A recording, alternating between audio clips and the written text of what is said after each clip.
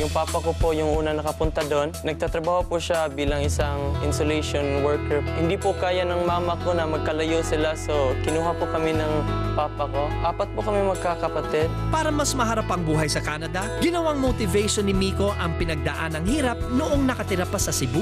Naalala ko po yung buhay namin dito sa Pilipinas. Mahirap po. Nakatira lang po kami doon sa garahe po ng lola namin. Yung 1 pack po ng noodles, nag-share lang po kami ng mga kapatid ko. Nag-decide po kami na magtulungan po kami para po gumaan na po yung buhay namin. Mama ko po, cashier po siya. Yung 2 kong kuya. Yung isa, detailer po siya ng mga sasakyan. Yung isa, cook ng isang restaurant. Yung bunso ko po, nagtatrabaho po siya bilang isang waitress. Ako po, nagtatrabaho po ako bilang isang prep cook ng restaurant.